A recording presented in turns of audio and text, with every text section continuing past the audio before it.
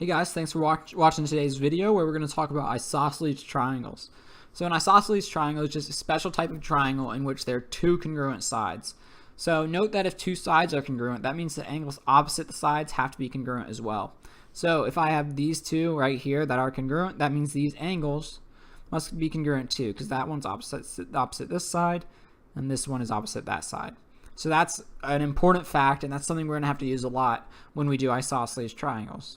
And also note that the altitude of an isosceles triangle bisects the base of the triangle and the vertex angle of the triangle. So let me show you what that means. So let's just do it with this example. Let me erase this really quick. So we know, what does it mean when it says an altitude? So an altitude goes through the vertex and it goes straight down to the middle of the other, the middle of the opposite sides. That's this right here. And what it means is that it bisects the base. So that means when it bisects, it breaks it into two equal parts. So those are now congruent.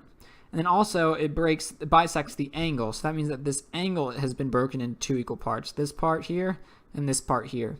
And what it means is that, what it says is that with an isosceles triangle, that's going to happen every time. So when you cut a line down the middle, everything breaks right in half and you have two equal triangles on both sides. So that's important. That's something you might need to know eventually. You'll especially need to know it when we get into proofs later on in this course. So hopefully now you understand what an isosceles triangle is, and let's get into some examples of how we can do some algebra with them. So practice 1, we have 6x minus 10 and 4x plus 12. We see that's an isosceles triangle. Make sure you can identify that it is. It's because these angles are both congruent. If these are congruent, then that tells you the sides also have to be congruent. And we can tell by looking at the picture, this is probably an obtuse triangle, so it's not an equilateral. Okay, so now let's set these equal to each other. Because if the angles are the same and it's isosceles, the side lengths have to be the same as well. Alright, so 6x minus 10, I'm going to add that 10 to the other side.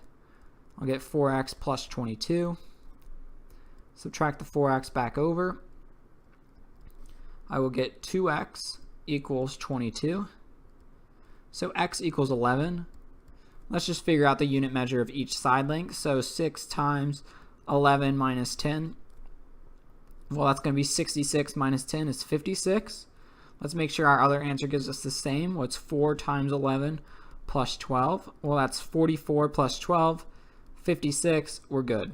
So that's the measure of both sides. So that's a basic example here. Let's look at a different type.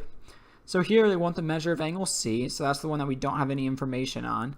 But notice we are given that the side lengths are congruent. So these two side lengths are congruent. That means the opposite angles have to be congruent. So that means this one has to be congruent to this one.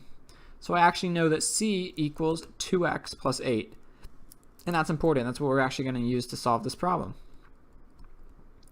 So the key here was recognizing that it was isosceles. Hopefully you'll be able to recognize it when it's not just a video about isosceles triangles. That makes it a little bit simpler, but hopefully you would be able to see that either way. And now what we need to do is we need to know that all the angles in a triangle have to add up to 180. So I can do 180 equals 4x plus, I'm just going to write it as 2 times 2x plus 8.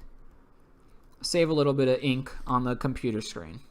So now I'm going to just distribute that 2. So 4x plus 16. Just brought that 2 to both sides.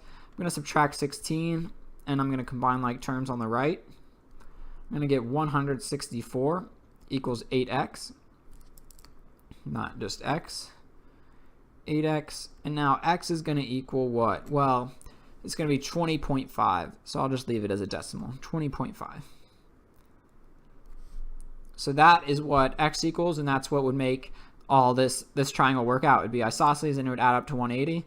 Let's just check our work and make sure it does add up to 180. So 4 times 20.5 will get what? 4 times 20.5 plus 2 times 20.5 plus 8. I'm just showing my work here because it's something I recommend you do and make sure that it equals 180. So 4 times 20.5, let's do 4 times 20 and then add 2.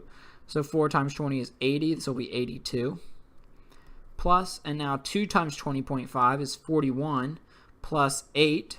So 41 plus 8 is 49. Multiplying that whole thing by 2, I get 98. And that does add up to 180, so we're good. So this is correct. X does equal 20.5. So just a good way to check your work. Okay, so now we have one more. This is probably the hardest one. I recommend that you pause the video here, try to do this one on your own, and then see if you get what I got.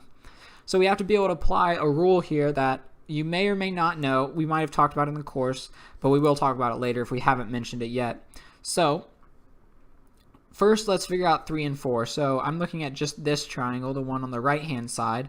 I see it's isosceles because these two measurements are the same. So if two sides are the same, it must be isosceles. So that means that 180 equals 50 plus, and I can just write 2x. And x will be the angle measurement of that side and the angle measurement of that side. So I'm going to subtract 50 from both sides. I'm going to get 130 equals 2x. And then divide by 2, x equals 65 degrees. Well, I shouldn't say x, I should say angle 3 and 4. And those have to be congruent. So angle 3 and angle 4. Okay. Now what about this next triangle? So I see that it's also isosceles there. But what do I know about this angle? So somehow I have to have an angle or else I won't be able to solve this at all. But this is a vertical angle. So vertical angles are congruent. Remember, vertical angles are the angles at the corners of an X. So the angles that are kind of opposite each other at an X, those are vertical angles. And the theorem says that they're always congruent. So let's draw an X here. That means that this angle is congruent to this one. And let's draw another X here. That means that this angle is congruent to that one. And this is actually an example of the second one where we have the two, like the left and right side are congruent to each other. And so we actually have to use that knowledge before we can figure out that side length, the last two angle measurements. So now that we know that that one's 50, we're going to set up our equation again, and you're going to notice something. 180 equals 50 plus 2x. We just solved that exact question. So, and then we know x equals 65. So now I'm going to say angle 1 and angle 2 equals 65 degrees. So this is actually a good thing to know. So in general, when you have triangles, if you have two isosceles triangles and they tell you that one of the angles are the same, so in this case the vertex angle was the same for each one, well, I know that all of the angles are going to be the same because that's just, there's only two different angles to a triangle for an isosceles. There's the basis angles where they repeat twice here, and then there's the vertex angle. So if one of them is the same, the rest have to be the same.